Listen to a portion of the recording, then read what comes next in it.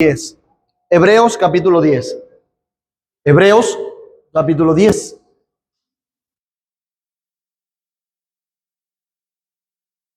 Y además, consideren por favor echarle un último vistazo a sus teléfonos celulares para que estén en silencio o en modo avión de ser posible y así no nos interrumpa nuestra clase.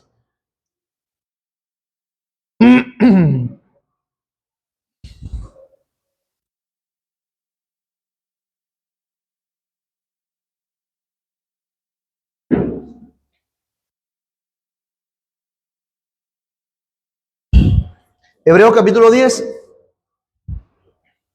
Bueno, vamos a leer el pasaje, ese capítulo completo, y luego de ello oramos como es de costumbre.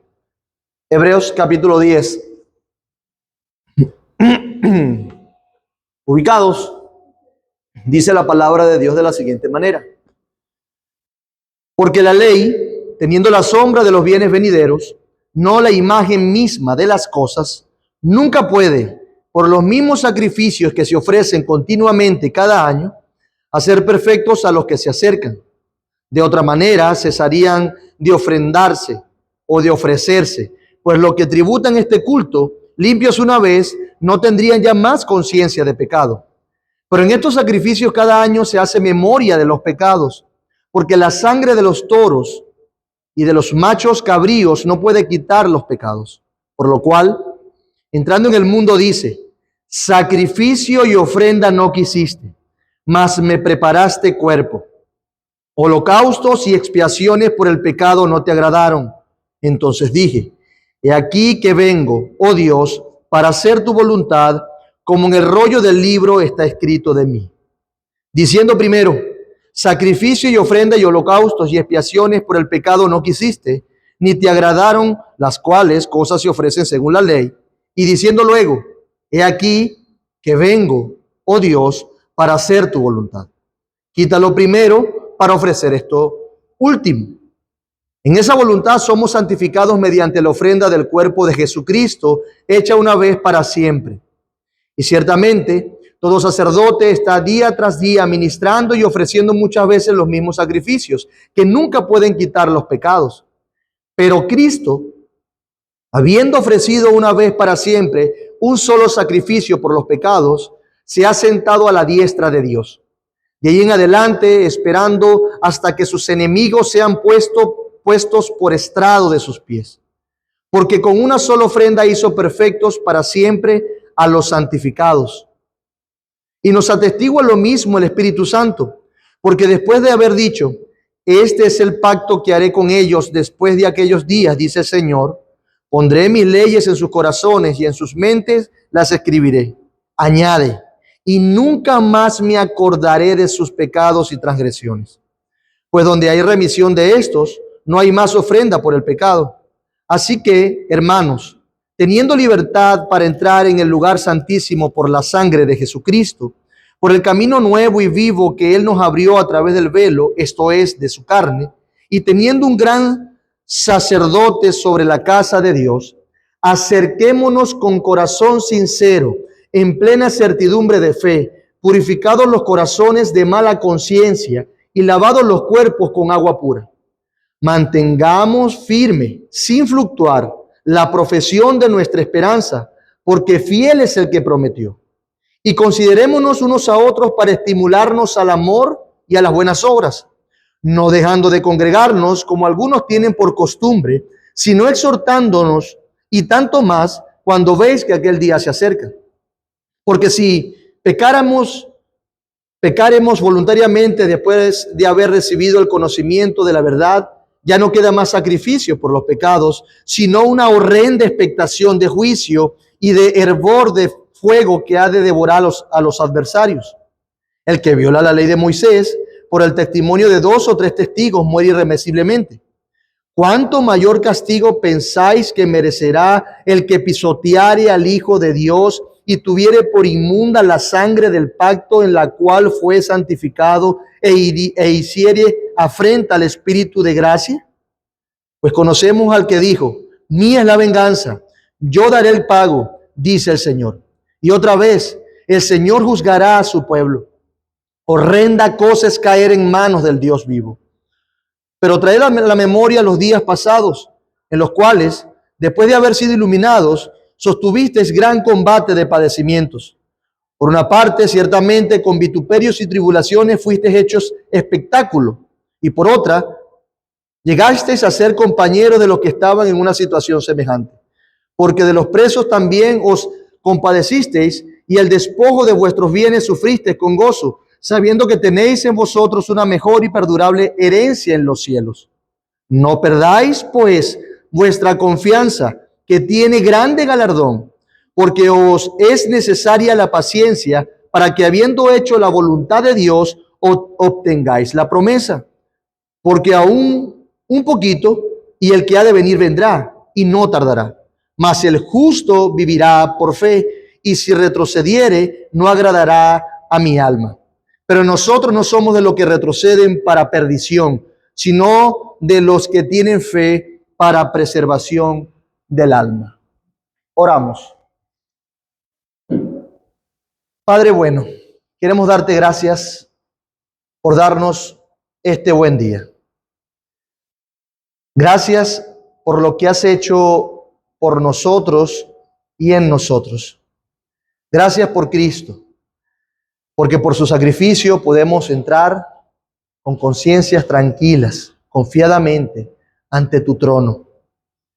Gracias porque aquellos que hemos creído has puesto tu ley en nuestros corazones por tu Espíritu. Gracias. Ahora te ruego por tus misericordias y en el nombre de Jesús que nos acompañes una vez más.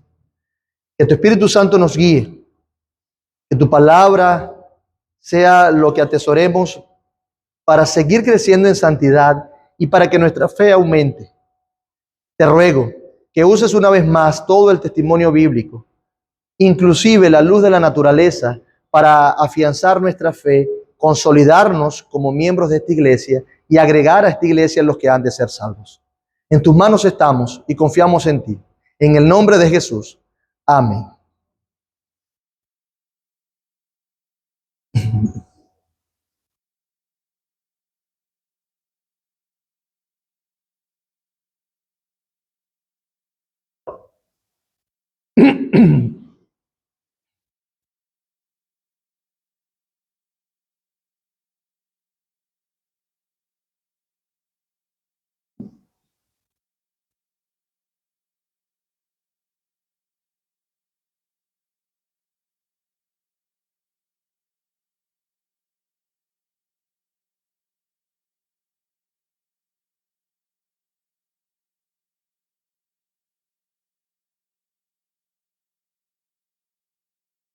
Sean todos bienvenidos.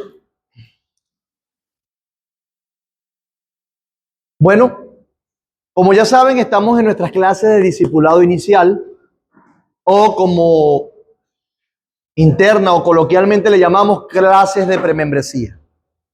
Esta vez hemos decidido hacerlo público a toda la iglesia, debido a que teníamos algunos años sin ver todos juntos o repasar estas clases de discipulado inicial. Por eso estamos enseñándole en este contexto. Y hoy ya estamos literalmente en la recta final. Estamos terminando.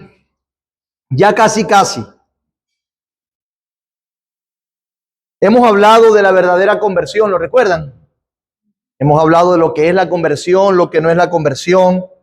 Hemos hablado de nuestra ortodoxia, aquellas doctrinas que definen la columna vertebral de nuestra fe como iglesia, nuestra identidad.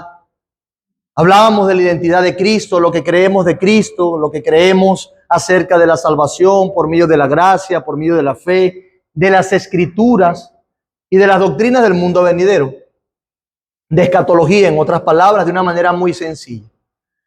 También hablábamos en su momento de nuestra identidad calvinista.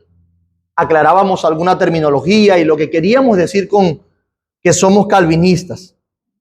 Luego recordábamos y algunos enseñábamos que lo que somos ahora es una consecuencia, es una respuesta a nuestra perspectiva de los pactos que Dios ha hecho con su pueblo. Nuestra eclesiología, nuestro gobierno, cómo hacemos y oficiamos las ordenanzas, cómo las administramos. Hablamos de nuestra perspectiva del pacto. Luego, recuerden que hablamos de que también tenemos un anclaje en el puritanismo con respecto a nuestra adoración religiosa, con respecto a nuestra vida familiar, con respecto a estas cosas que nos anclan a ese movimiento histórico del puritanismo. En ese sentido, somos una iglesia que podemos decir con antecedentes puritanos, o nos consideramos con esa identidad puritana. Por supuesto, hablamos que somos una iglesia bautista, que es el bautismo, qué, cómo, cuándo y dónde. Y luego pasamos a hablar de nuestras responsabilidades públicas y privadas, que hasta la semana que viene, pasada estábamos hablando. Nuestras responsabilidades privadas terminaron con aquella inclinación misionera, ¿verdad?, que tiene todo cristiano. Pasamos por todo eso, meses, tratando de ver cómo Dios está en esas verdades y por qué nosotros somos lo que somos a la luz de lo que Dios es, lo que nos identifica y lo que nos define. Pero también nosotros somos una iglesia que cree en los compromisos, que cree en los pactos, que cree, desde el punto de vista bíblico, ojo, en los pactos. Ya eso está en una clase, puede consultarlo en el canal de YouTube y lo podrá ver completo, lo que creemos acerca de los pactos. De hecho, nuestra inclinación a los compromisos es tan firme que para ser miembro de la iglesia creemos que es importante llevar a cabo un pacto, lo que nosotros llamamos un pacto de membresía o el pacto de la iglesia.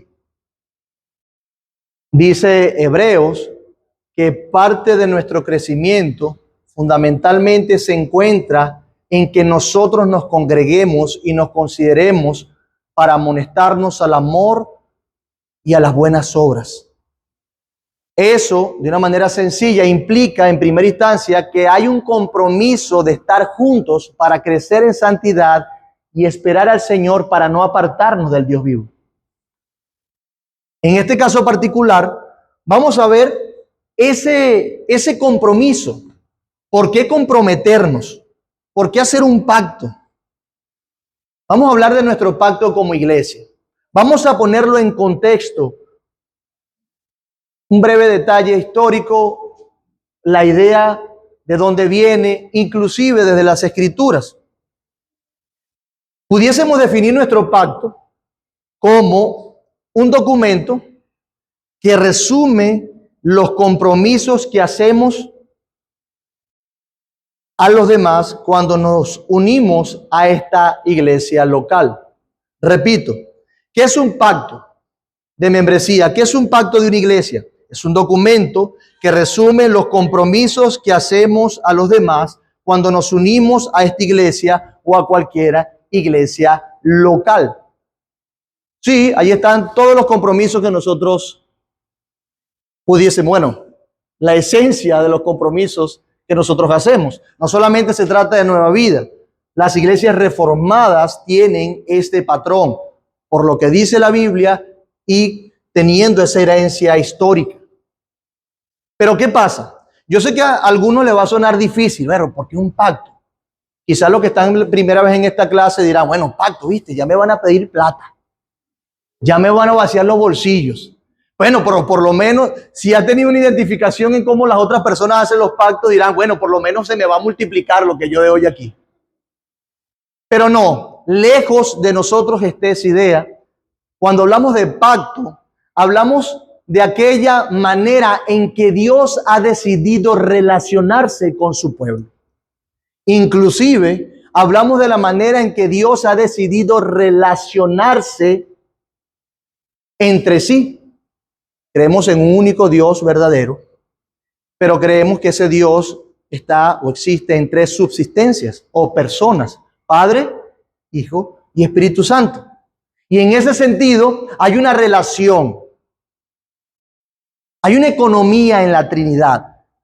Y la Biblia enseña, los salmos nos enseñan que hay una relación pactual inclusive entre ellos. Pero para no irnos tan lejos, vamos a agarrar otra vez la idea del pacto y tratar de ponerla en orden, porque yo sé, una vez más, que nosotros somos o estamos criados o hemos sido una sociedad que cada vez que va en progreso, entre comillas, nos distanciamos de las formalidades, de las cosas que son importantes, de los pactos, de los compromisos. Menos personas quieren comprometerse. En la actualidad, menos personas quieren casarse. ¿Quieren asumir compromisos legales? No, ¿para qué? Les da miedo. La informalidad y lo rápido ha llenado nuestra sociedad. Las carreras cortas, los cursos cortos, métete en G-Talent y en mediodía eres community manager. Todo muy rápido. Pero sí, yo quiero que sea online para no tener un compromiso de ir a un lugar ni que la gente me vea y nos aislamos. Es increíble cómo la sociedad nos ha afectado tanto. Y cuando se nos habla, vamos a hacer un pacto entre nosotros. Y pasa por nuestra mente también la cuestión de la secta. Son una secta.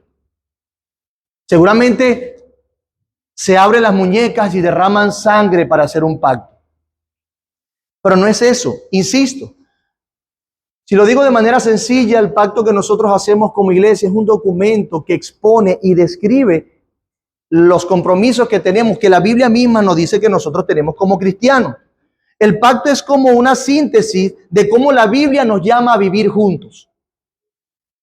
Algunos quizás se ofenden por el término pacto y dirán, bueno, ¿y por qué no llamamos más bien a ese documento una descripción de nuestras obligaciones o un detallado de lo que se espera de los creyentes en relación con la comunidad a la que pertenece? No le llame pacto, pero parte de nuestro propósito, recuerden por favor, es rescatar la terminología. ¿Por qué tenerle miedo? Ciertamente los términos son el producto de su contexto, de cómo se han definido en su contexto. Pero el carácter etimológico y histórico de algunos términos son importantes, sobre todo el término pacto. Lo veíamos con mayor amplitud cuando veíamos nuestra perspectiva del pacto. Entonces, pueden también estar preguntándose, ¿manda la Biblia a hacer un pacto? Si es sí, ¿dónde dice la Biblia que hagamos un pacto de membresía? Hermanos, mi interés es que nosotros podamos ver en la historia, en la Biblia, por qué hacemos lo que hacemos, que no seamos autómatas y que podamos presentar una defensa de nuestra fe, que veamos que esto tiene sentido. En primer lugar, para ver esto, debemos considerar que nosotros hacemos un pacto de membresía porque es una consecuencia natural de nuestra perspectiva del pacto. Lo voy a repetir.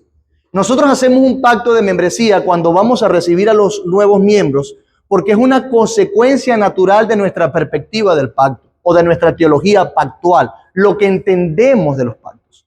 Y para eso voy a hacer un resumen breve de lo que nosotros tenemos con respecto a la perspectiva del pacto. Y se lo voy a preguntar a ustedes. ¿Qué es un pacto bíblico? ¿Qué es un pacto bíblico? ¿Lo recuerdan? Levante la mano, vamos a ver. ¿Freddy?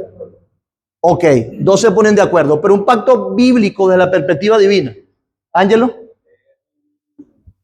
Un compromiso unilateral. Compromiso unilateral. Que Dios impone a la criatura, por supuesto, vamos por allí. ¿Cómo? Señado con una señal. Bien. Josué, levántate la mano.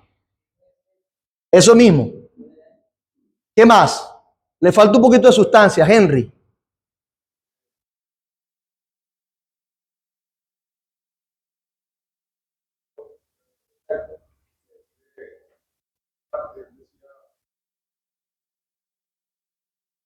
Muy bien, y por allí vamos, compromisos. Nosotros lo definimos de esta manera. Un pacto bíblico es una promesa legalmente asegurada por un juramento. El juramento implica bendiciones y sanciones. Una promesa legalmente asegurada por un juramento. Hay promesas que podemos hacer, pero desde el punto de vista de la revelación divina y la relación que Dios ha tenido con su pueblo, Dios ha querido dar promesas y asegurarla legalmente con un juramento poniendo en juego su propio nombre, no habiendo otro mayor que él por quien jurar.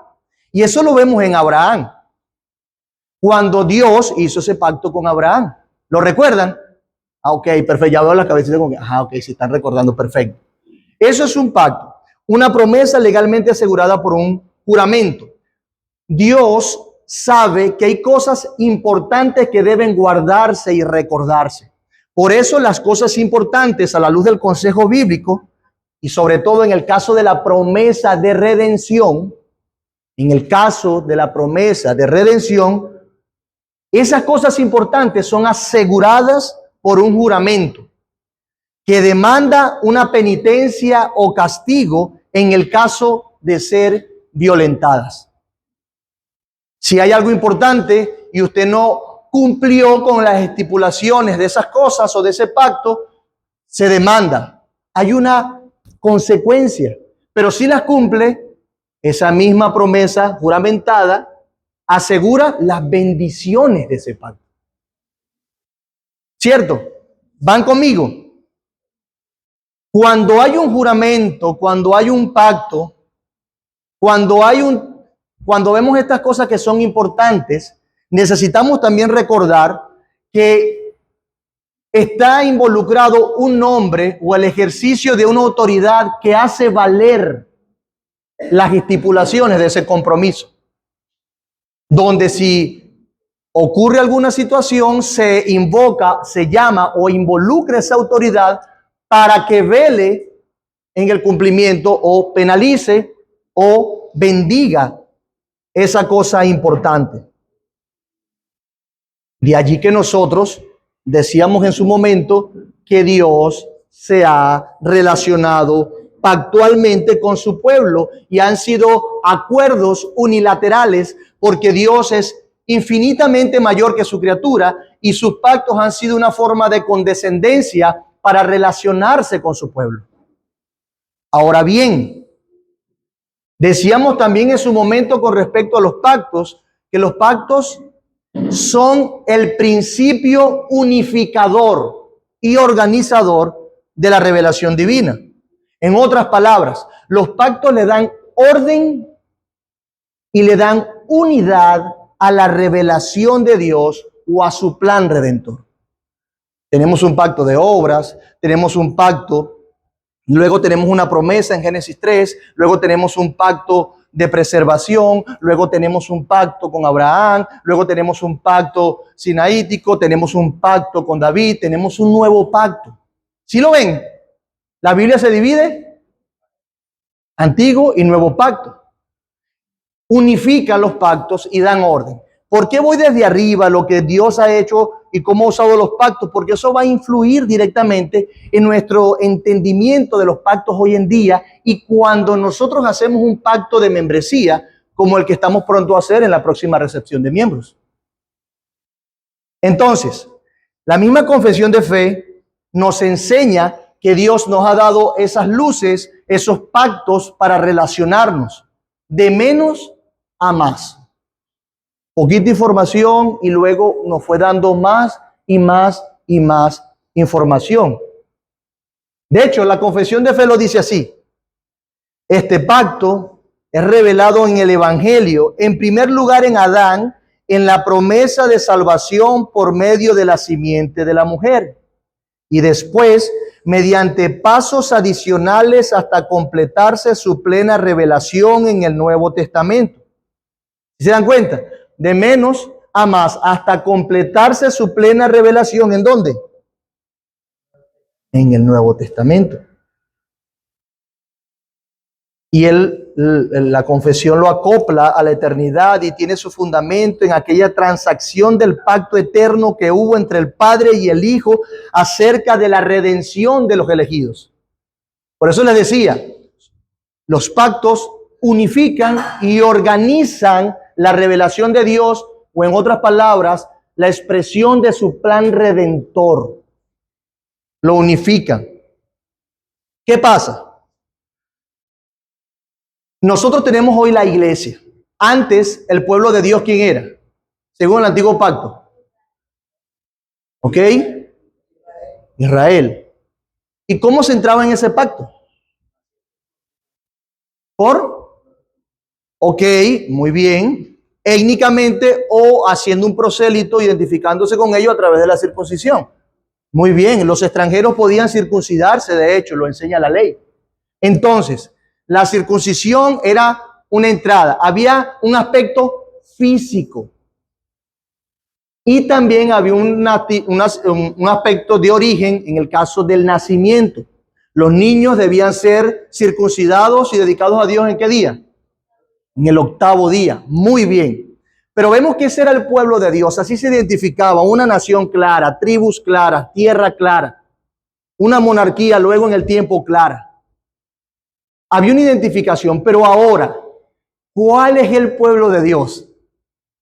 Los que están peleando allá con Gaza, ¿verdad?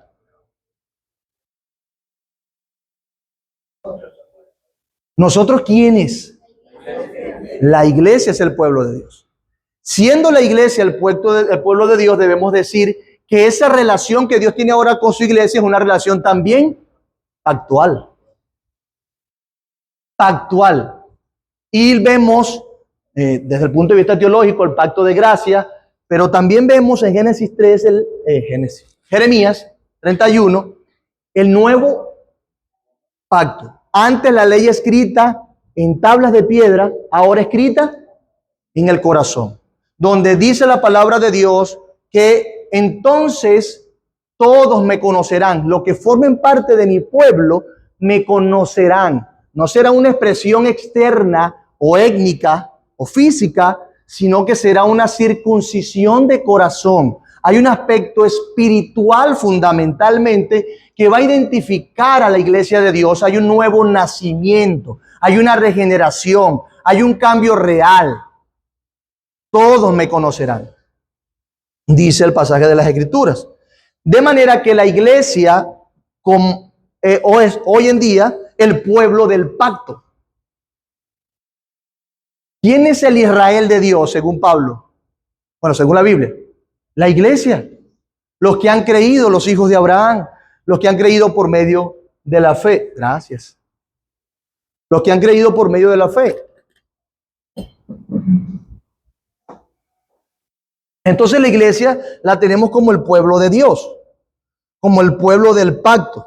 Desde esa perspectiva, la iglesia no es solo, escúchame, la iglesia no es solo una organización, como se reúnen los mormones, los masones, una organización pseudo religiosa. No, la iglesia no es solo una organización, sino que es el pueblo de Dios que ha entrado en un pacto con Él a través de la fe, a través de la obra de Cristo. Los miembros de la iglesia son aquellos que han sido incluidos en este pacto de gracia. Eso es la iglesia. Somos lo que somos por lo que Dios es y lo que Dios ha hecho y ha alcanzado para nosotros. Por eso la institución de la iglesia de Dios trasciende sobre otras instituciones terrenales, temporales. La trasciende. Es la expresión, según Pablo en Efesios 3, de la sabiduría de Dios, donde los mismos ángeles, los huestes celestiales, están aprendiendo de la sabiduría de Dios. Eso es la iglesia. Entonces, podemos recordar lo que vimos acerca de la iglesia, la eclesiología, desde la perspectiva pactual. La iglesia está formada entonces por creyentes. Eso no distancia de la teología pactual de los presbiterianos, de los dispensacionalistas y demás.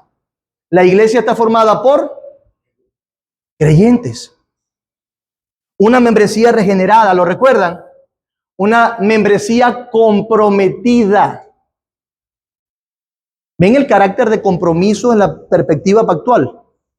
Comprometida. Todos me conocerán una vez más. A diferencia de que en el Antiguo Testamento había prosélitos, había una cuestión étnica.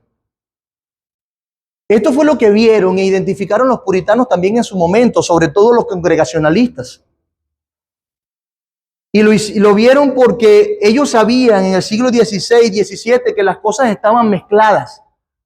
Entonces la iglesia romanista decía que todo lo que ellos pisaran y los bautizaran obligados, entonces eran parte de la iglesia, pero no eran regenerados. Era una identificación que fortalecía su autoridad y su gobierno sobre las personas. Era algo con un carácter político también. Luego, cuando se separa la iglesia de Inglaterra, lo recuerdan, también lo vimos, entonces los anglicanos o la iglesia de Inglaterra pasó a tener esa connotación casi sacramentalista también, donde los que formaran parte del reino y mandaron un libro de orden donde todas las iglesias debían conducirse de esa manera a la luz de lo que la iglesia principal o que el rey dijera, porque ahora no nos regimos por Roma, sino por nosotros. Entonces todo, no había un carácter de regeneración, había un carácter una vez más nacional, monárquico, de gobierno. Pero hemos aprendido, no voy a seguir haciendo énfasis en eso, que la iglesia está formada, según la palabra de Dios, por creyentes. No por el que simplemente lo diga, sino porque el que ha sido transformado, regenerado. Y los puritanos lo vieron. Ellos creían que la iglesia local debía estar compuesta por creyentes visibles que se unían voluntariamente en un pacto, a través de un compromiso. Esa fue su forma de reformar la iglesia en su momento. Consideraban que incluía la iglesia de su momento miembros no regenerados. A Calvino le pasó en su momento, por eso le negó la cena a algunos, porque vivían de manera impía y como en la parroquia iban cada tanto y escuchaban, pero él sabía sus vidas y le negó la cena. Y eso fue un problema en su momento, porque no eran regenerados. Su vida no daba los frutos. Por sus frutos los conoceréis. Entonces, el pacto de membresía se convirtió en una herramienta para definir y purificar la iglesia visible. A través de este pacto, literalmente el que vamos a ampliar luego, los miembros se comprometen y se comprometían a la sana doctrina, al discipulado mutuo, al ejercicio de la disciplina entre ellos. Porque claro está, hermanos, usted puede ser creyente. Gloria a Dios. Qué bueno que vayamos a compartir la eternidad. Pero no necesariamente puede ser o es miembro de la misma iglesia que yo. El pastor David nos acompaña hoy. Bienvenidos, hermano. Pero yo no soy miembro de la iglesia del pastor David. Y vamos a compartir la eternidad. Él se comprometió junto a su esposa con los miembros de su iglesia. Entonces el compromiso de relación donde se ponen de acuerdo para cumplir la palabra de Dios en ese entorno, en ese lugar, bajo la ayuda del Espíritu Santo, descansando en la obra de Cristo, los unifica, los organiza, porque se han comprometido entre ellos, hay un pacto. No necesariamente un creyente tiene que ser miembro de la misma iglesia. Y eso le da las facultades al pastor David en su lugar de ejercer autoridad como pastor sobre la iglesia para disciplinar, para discipular, para enseñar. Entonces, tenemos aquí que para ser parte de una iglesia se necesita ser cristiano y se necesita además comprometerse, estar dispuesto a relacionarse con esa iglesia local. Amén. Perfecto. Alguno quizá pueda tener dudas aún, de decir, bueno, pero entonces, pero es que la Biblia, no me queda claro que la Biblia me diga que yo puedo jurar o establecer un pacto entre nosotros, porque me hablaron de un pacto unilateral que Dios hace. Pero nosotros, por la palabra de Dios, entendemos que si hay pactos bilaterales, donde dos personas iguales en dignidad se comprometen a seguir una vida o hacer algo. Dígame un ejemplo de un tipo de pactos entre personas iguales o bilateral. Levante su mano. Matrimonio. Compra y venta de un vehículo. Tiene el trabajo fresco. ¿Qué más? Ok, muy bien. Tenemos acuerdos bilaterales que de hecho cumplen lo mismo. Dan orden e importancia a las decisiones y relaciones que nosotros establecimos. Repito, esos acuerdos, esos pactos, esos compromisos dan orden y exaltan la importancia de esas relaciones o de esas uniones que nosotros hacemos. Contratos de arrendamiento, contratos de trabajo, acuerdos de convivencia. Bienvenidos. Por eso existe el derecho civil y el derecho penal. Porque hay ese tipo de acuerdos. Ahora bien, pudiésemos insistir, no podemos simplemente asumir el compromiso, pastor, ¿por qué tanta formalidad? ¿Por qué tanta broma? Usted siempre con flu, porque usted viene para acá y usted en el culto, que nadie esto y esa solemnidad, y el pastor va a predicar, tiene que tener corbata. ¿Por qué tanto formalismo? O sea, relájate, somos venezolanos. Vamos a venirnos en chancleta, vamos a venirnos, o sea, ¿por qué? ¿No se han hecho esa pregunta? He tratado de explicárselo durante los últimos meses, pero ¿por qué tanta formalidad? ¿Por qué el saco y la cuestión? ¿Por qué no hacemos esas fiesticas que hacen en otros lugares, otras iglesias? Bueno, la Biblia nos permite hacer pacto formal, hermanos. La confesión, de hecho, nos enseña que podemos hacer un juramento entre nosotros, como ya lo dije, porque eso también tiene implicaciones en nuestra institucionalidad. Voy a repetirlo. Tiene implicaciones institucionales. Implicaciones institucionales. ¿A dónde voy? La confesión enseña, y voy a leerlo para ustedes, permítanme ubicarlo un momento, de los votos y juramentos lícitos, 23, bueno, tiene la confesión, el que tenga la confesión puede buscarlo allí, capítulo 23.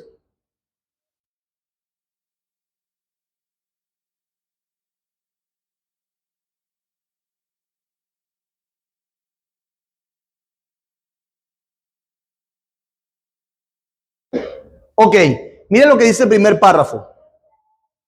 Un juramento lícito es una parte de la adoración religiosa, en el cual la persona que jura en verdad, en juicio y en justicia, invoca a Dios solemnemente para que sea testigo de aquello por lo que jura y para que lo juzgue conforme a la verdad o la falsedad del juramento.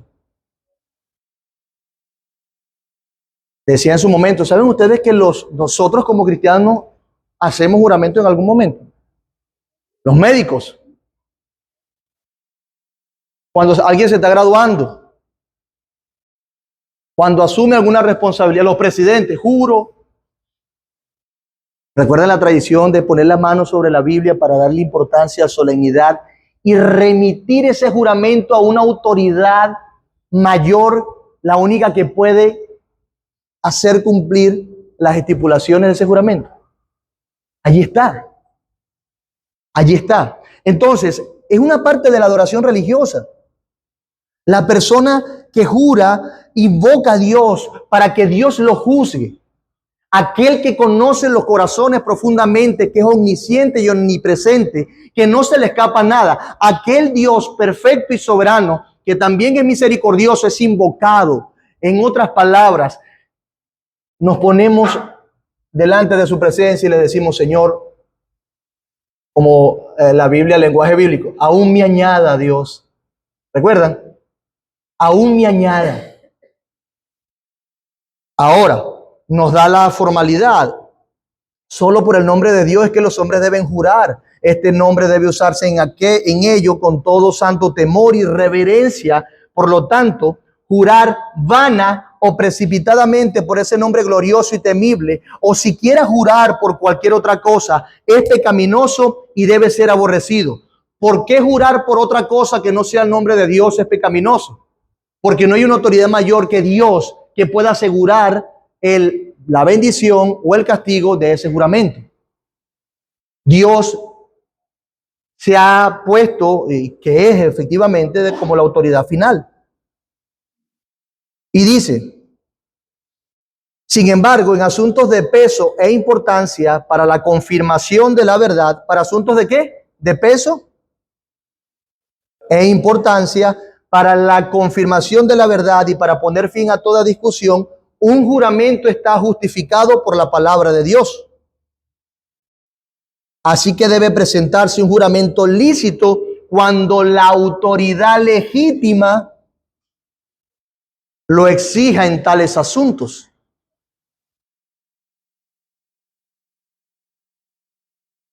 Vemos la autoridad y por eso hablaba de la institucionalidad. ¿Qué es una institución? Es una organización con estructura que tiene autoridades, que tiene un propósito específico, un carácter afín, una dirección particular para ejercer o llevar a cabo una misión. Eso es una institución. Y en el caso de la iglesia vemos que es institución también. Y como institución, la iglesia puede demandar ese juramento, ese pacto, ese compromiso, esa promesa, porque tiene una autoridad delegada por Dios. En nuestro caso, las llaves del reino. Mientras que la familia tiene la vara y mientras que el Estado tiene la espada. Quienes como institución que Dios, por medio de la cual Dios nos gobierna, les da algo de autoridad para que pueda demandar esos compromisos. Nosotros sabemos que la iglesia tiene autoridad o es una institución porque su estructura nos ha enseñado, y la Biblia nos enseña que hay pastores, hay una estructura de liderazgo. Y eso nos lleva a pensar a la iglesia como una institución. Es tanto así que fue tergiversado que Roma es lo que es ahora. Es tanto así que Roma es lo que es ahora. Entonces la iglesia, como institución, según la palabra de Dios y como lo sistematiza la confesión, tiene la autoridad para demandar y hacer un pacto o un juramento lícito. Ella es la autoridad para el cristiano aquí en la tierra.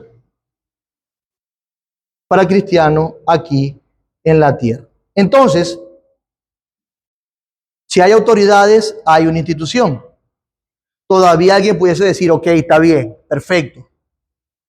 Muy bueno lo que me estás diciendo, pero no me respondiste nada de la formalidad. Sí, vamos a hacer un compromiso, pues. Hermanos, en el nombre de Jesús, aquí nos comprometemos nosotros a echar el reino de Dios aquí en esta localidad, en Guasimal. O como va a pasar en San Carlos pronto, en San Carlos una membresía donde la iglesia quedará instituida. Ok, pero ¿por qué tiene que ser con flu y por qué? ¿Por qué el formalismo? ¿Por qué el tipo de música? Ya hemos hablado del principio regulador de la adoración, por supuesto. Pero en este caso quiero nutrir su mente con la idea de la formalidad, de la solemnidad en relación con las cosas que para nosotros son importantes. Formalidad y solemnidad en relación con las cosas que para nosotros son importantes. Vamos a una graduación. ¿Cómo nos vestimos? En términos coloquiales, nos emperchamos. Perchadito. ¿Por qué? ¿Por qué creen ustedes? La ocasión lo amerita. ¿Por qué? ¿Pero por qué es importante ese momento? ¿Ah? ¿Por qué dijiste, Henry? Es solemne, ¿por qué? Por lo que se va a hacer. ¿Qué se va a hacer? Celebrar un logro, dice por aquí. Muy bien. ¿Qué más? Samuel. Recompensa del tiempo invertido. ¿Tiene sentido? ¿Qué más? El sacrificio que hiciste en esa universidad, ¿verdad? No, o en el colegio. ¿Qué más? Hermana Jamie.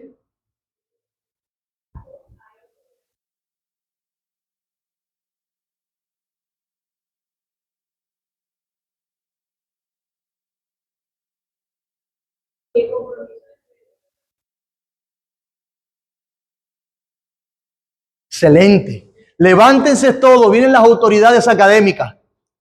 Levantó y pasando todos con sus cositas, ¿verdad? ¿Qué momento?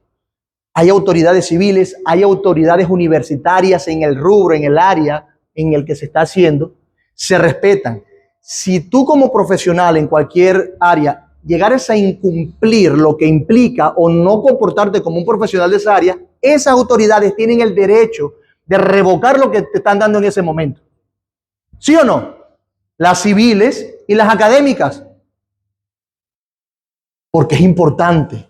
Estás respondiendo en una cosa de magnitud. Y eso está bien. Y así lo hacemos con muchas otras cosas. Y hermanos, con respecto a la formalidad y la solemnidad, eso no es una idea que vino simplemente del ser humano. Esa es una idea divina.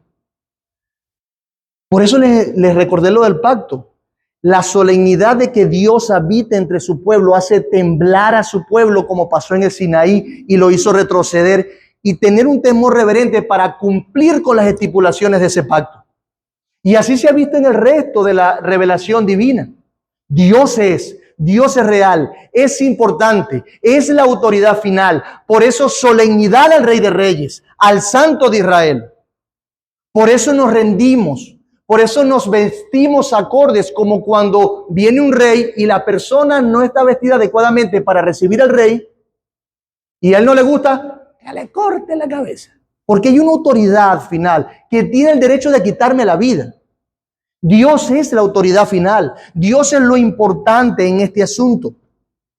Y la iglesia es la manifestación de la gloria aquí en la tierra, la gloria de Dios aquí en la tierra. Es la embajada de Dios, del pueblo de Dios, del reino de Dios, los representantes de Dios.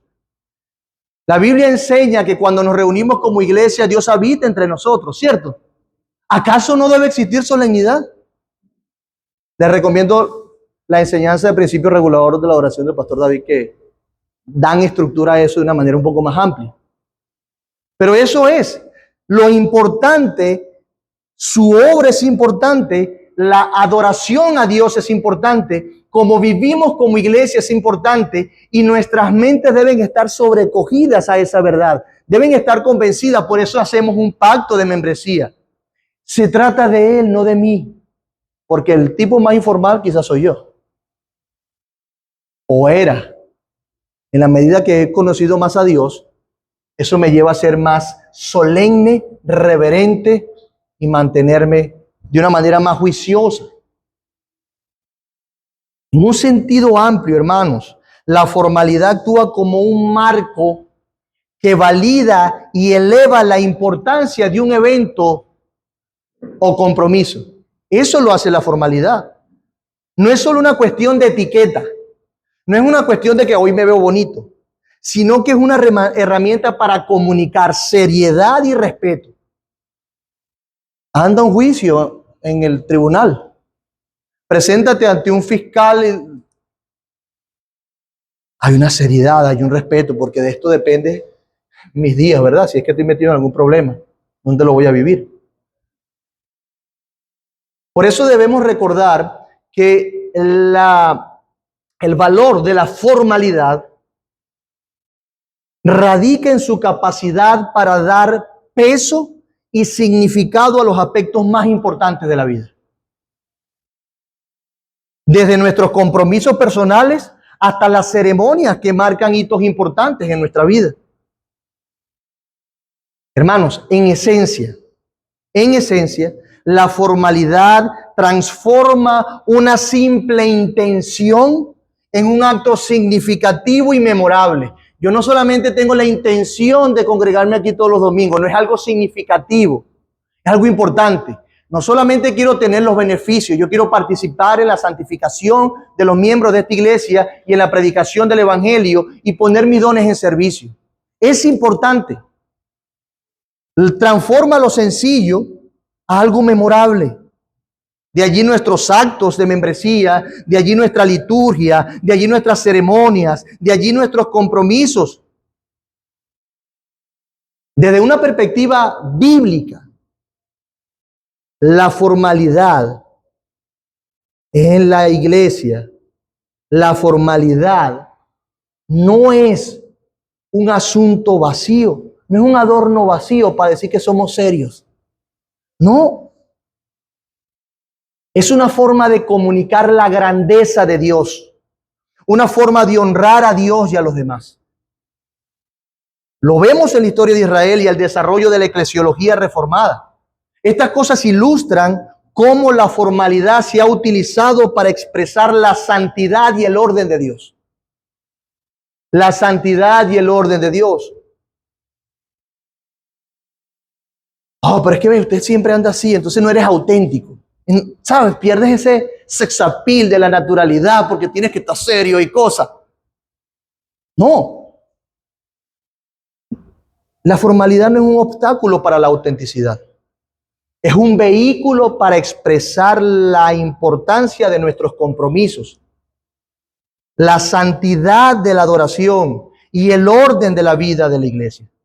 Eso nos sirve como un recordatorio cuando solemnemente vamos a participar de la cena o vamos a ver un bautismo. Eso nos sirve como un recordatorio de lo que Dios es, de ciertas cosas que son importantes, que tienen su magnitud, que requieren un marco de respeto y de seriedad. Eso es. Por eso es que nosotros expresamos de una manera formal y en un pacto lo que es importante para Dios y para nosotros, como lo es la membresía de la iglesia. Por eso lo hacemos así.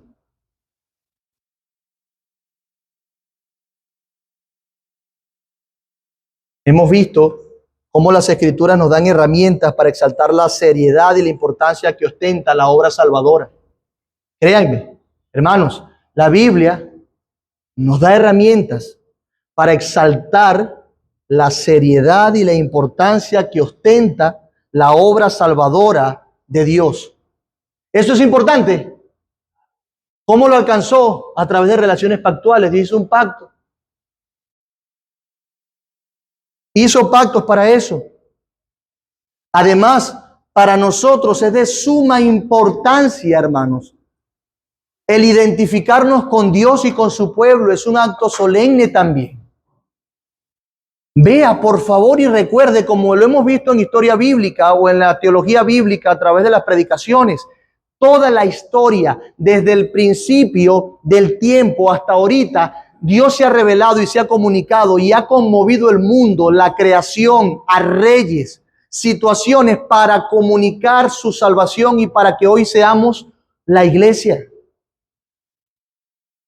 Todo eso apuntaba a algo, a Cristo crucificado y al pueblo que él redimió. Y eso es algo importante. Si la creación y la historia responde a eso, ¿cómo nosotros vamos a ser ligeros en nuestras relaciones con nosotros, en nuestra relación con Dios, en nuestros compromisos?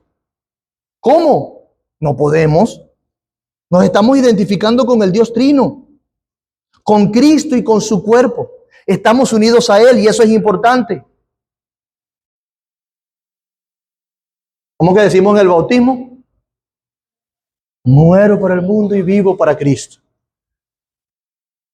Importante, un testimonio público. Se trata de Él, hermanos, en últimas, porque Él es importante y por lo que Él alcanzó para su pueblo es importante, es que nosotros expresamos a través de un pacto nuestro entendimiento de su obra. Nuestro entendimiento de su obra y nuestro deseo de comprometernos con aquellos que Él salvó.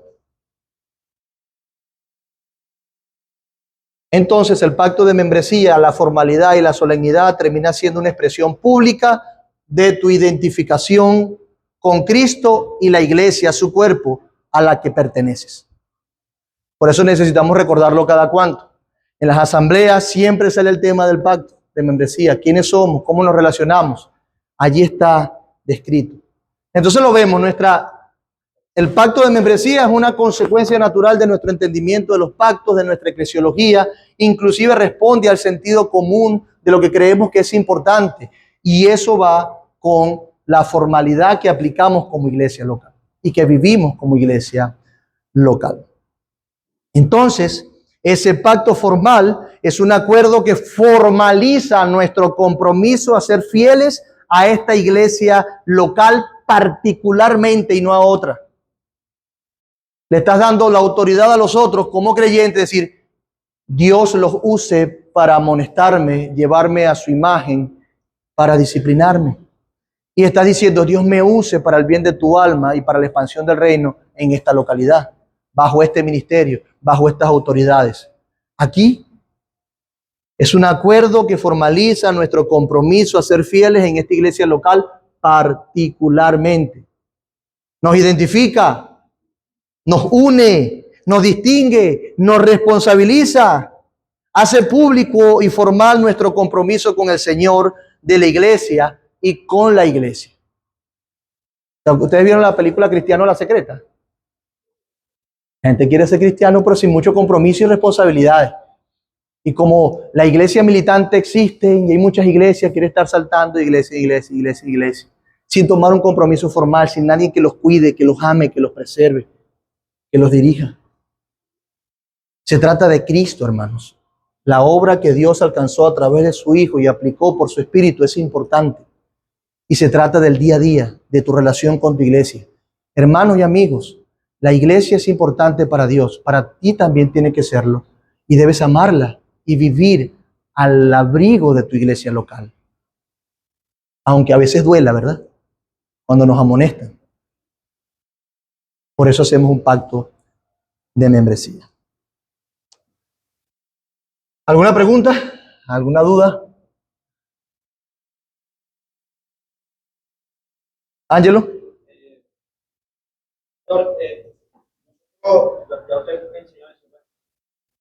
Podemos hacer pactos con Dios. Pero acaba de enseñar que entre nosotros sí podemos hacer pactos. Lo que nosotros hacemos con el pacto de la iglesia es comprometernos entre nosotros y jurar ante Dios para que Él sea testigo de nuestro compromiso bilateral entre nosotros. Amén. No es que yo quiera, yo creo que lo que quiere es aclarar la idea de que los pactos en la Biblia con Dios tienen un carácter unilateral. Dios es que nos ha hecho parte del pacto. Y por eso somos el pueblo del pacto, la iglesia ahora. Pero entre nosotros, estamos haciendo pacto entre nosotros en personas iguales. Yo no soy igual, la dignidad de Dios trasciende la mía. ¿A eso es lo que te referías? Pero ponemos como testigo a Dios. Claro, Dios, porque es la iglesia. Si no es lícito jurar ante Dios. Sí. No es lícito es obligarlo a Él a un pacto. Es correcto. Una cosa es pedirle a Dios que nos acompañe y que Él sea haciendo valer como testigo las estipulaciones de ese juramento. Y otra cosa es que nosotros pactemos. Ya lo vimos en su momento, está en un video, por eso no ahondé en ese asunto. ¿Alguien más?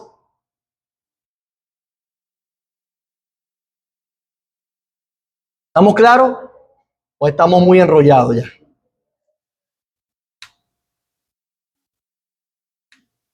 Bueno, los aspirantes a la membresía, gracias por todo el tiempo que pudieron ser constantes en ello. Con los que me he reunido, también les he facilitado algunas clases que yo sé que se perdieron. Me encantaría que las repasaran para ir todos unidos en eso. Todavía nos queda una clase de preguntas y respuestas si necesitan algo donde podamos conversar y ampliar más el tema que usted necesite, donde vamos a leer literalmente el pacto que tenemos como iglesia local, ese documento que les expresé hace un momento, y que todos estemos identificados y entendidos de lo que expresa ese documento, que no es más que un resumen de lo que la Biblia dice que un creyente debe ser y hacer. No es más que eso. Así que bueno, seguimos orando. Y si hay alguien que está todavía así como, no sé qué hacer, no, ¿por qué una iglesia? ¿Por qué la formalidad? Espero que hoy haya quedado un poquito más claro y que su corazón descanse en cómo Dios hace las cosas. Y que sometamos lo que la cultura nos ha enseñado o el evangelicalismo nos ha enseñado, que lo sometamos y lo llevemos cautivo a la obediencia a Cristo Jesús. Que lo veamos a Él. Que sea por Él y que nuestra vida se moldee en función de Él. Amén. Bueno, oramos y luego tenemos nuestro tiempo de receso. Padre, quiero darte gracias por este tiempo de escuela dominical. Gracias por recordarnos estas verdades. y alimentar nuestras mentes y corazones para ser más solemnes a la luz de tu grandeza, de tu importancia y lo que tú has hecho. Lamentamos las veces que en la sociedad, fuera de la iglesia, exaltamos la formalidad, la importancia, los juramentos en otras cosas, porque nos dan fama, porque nos dan dinero, porque nos dan un lugar en la sociedad o en el mundo académico, pero lo despreciamos en esta institución que tú nos has dado, que es la iglesia local, que para ti es importante. Tú estás interesado en tu iglesia, Señor, es tuya. Lo lamentamos lo ligero que hemos sido y te rogamos que sigas informándonos y llenándonos de solemnidad y reverencia cuando estemos juntos como iglesia ante tu presencia. Que podamos ver también con cuidado la terminología, vivir objetivamente, desmarcándonos del mundo y acercándonos a lo que es importante. Gracias por Cristo, por su obra, porque Cristo ha entregado su propia vida. Y tú lo has entronado, oh Padre. Está gobernando. Él es digno de que nosotros nos doblemos frente a Él y le rindamos adoración. Ayúdanos a vivir de tal manera. En el nombre de Jesús. Amén.